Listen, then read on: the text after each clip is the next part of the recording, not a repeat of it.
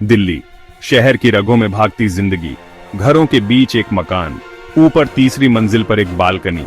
यहाँ रंग बिरंगे फूल खिले थे, हरी भरी बेलें दीवारों पर रेंग रही थीं। देखने में कितना सुंदर नजारा, लेकिन इस सुंदरता के पीछे एक खौफनाक राज दबा हुआ था। एक ऐसा राज जो सिर्फ मौत ही बयान कर सकती थी। ये कहानी है उस बालकनी की, उन फूलों की, और उस राज की जो मिट्टी के नीचे दफन था। इस राज से पर्दा उठना बाकी था। पर्दा उठता एक फोन कॉल से, एक ऐसी कॉल जिसने सबको हिलाकर रख दिया। पुलिस को एक गुप्त सूचना मिली, एक घर की बालकनी में कुछ गड़बड़ है। शक के आधार पर पुलिस उस मकान पर पहुंची। बालकनी में कदम रखते ही पुलिस को एक अजीब सी बू आई। मिट्टी से आ रही थी ये बू, जैसे कुछ सड़ रहा हो।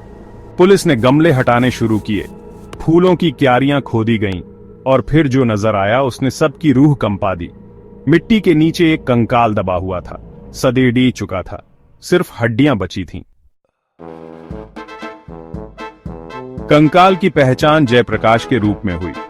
जयप्रकाश एक सीधा साधा लड़का, दिल्ली में काम करता था, परिवार गांव में रहता था। जयप्रकाश का एक मामा था, विजय। विजय भी दिल्ली में ही रहता था। अपने मामा के घर आता जाता रहता था जयप्रकाश। लेकिन किसी को क्या पता था कि इस रिश्ते में खून का रिश्ता छुपा है।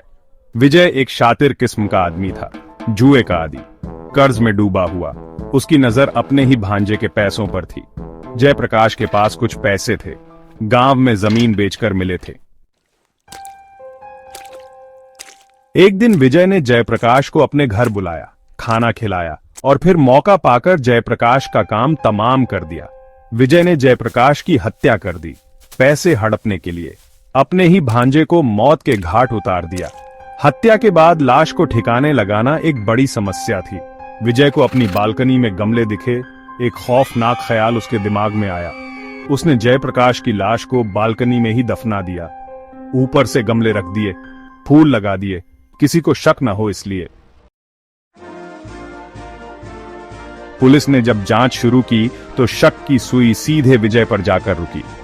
विजय का जयप्रकाश से पैसों का लेन देन था। पुलिस ने सख्ती से पूछताछ की तो विजय टूट गया। उसने अपना गुनाह कबूल कर लिया, बताया कैसे उसने लालच में आकर अपने ही भांजे की हत्या कर दी। ये खबर जंगल की आग की तरह फैल गई।